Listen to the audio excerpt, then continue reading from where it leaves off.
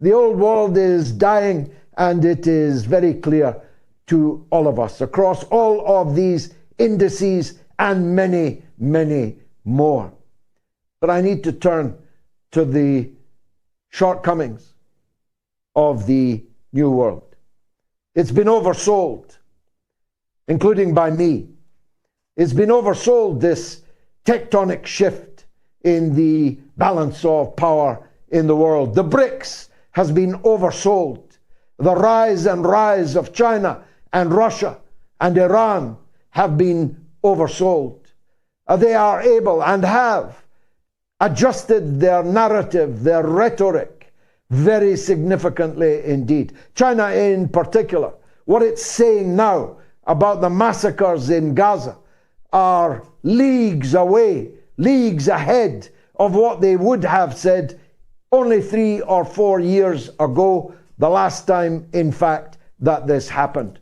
But China is not able to decisively influence what's happening on the ground. It is not able to tell the United States that it must tell its client state that it arms and funds and shills and propagandizes for, vetoes for, in every international fora. China is not yet strong enough to be able to tell the United States, halt and desist.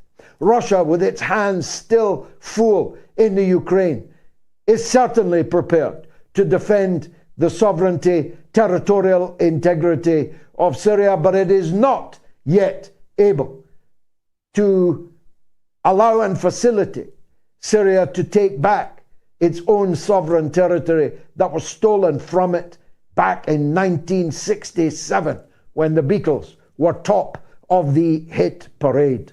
The Golan Heights remains in the iron grip of Israeli occupation, and Russia is not able to do anything about that. Iran, which has, of course, a vastly enhanced military capability and will, if attacked, answer in kind, is not able to go on the offensive. That much is now clear.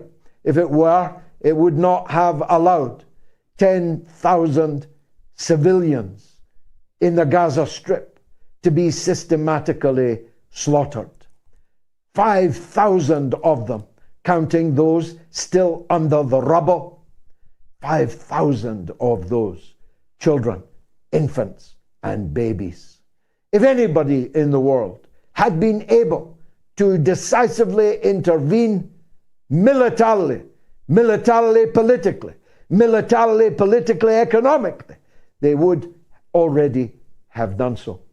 And so we witness today a scene that will live in infamy, a scene redolent of the Nakba, the catastrophe in 1948, a scene redolent of the Second World War itself.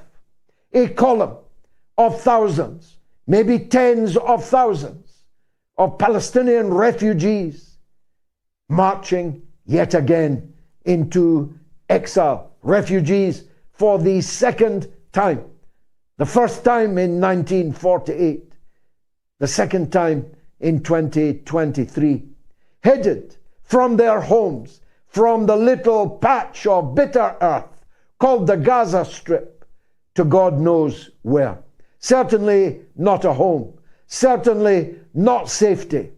Everybody that Israel has sent from the north of Gaza into the south is equally at peril of being killed as they were in the north, but they have stampeded tens of thousands of human beings, marshaled by soldiers heavily armed.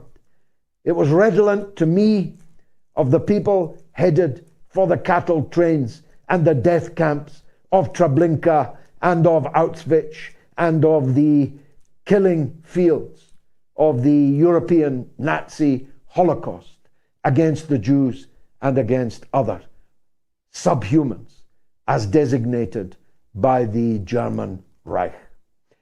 Pages that will live in infamy have been fleeting past us like through the window of a train all of this week. Images of horror and macabre that most of us at least wish we had never seen. Images of small children with their head a cavity and no brain left within it. Images of twin babies being carried stone dead. Images of people tearing at the sheets, the shrouds covering their mothers, their fathers, their brothers, their sisters, their sons and their daughters, their husbands and their wives. People wailing, people rending their garments, people entirely helpless, being murdered like fish in a barrel, while the world remains either silent or cheering on those committing the massacres, supplying the weapons with which the massacres are being conducted, paying the money which the massacres require to fill the hole in the economy of Israel, which has fallen 13 billion in just 4 weeks. The old world is dying. The new world is struggling to be born, and thus we are living in the time of monsters.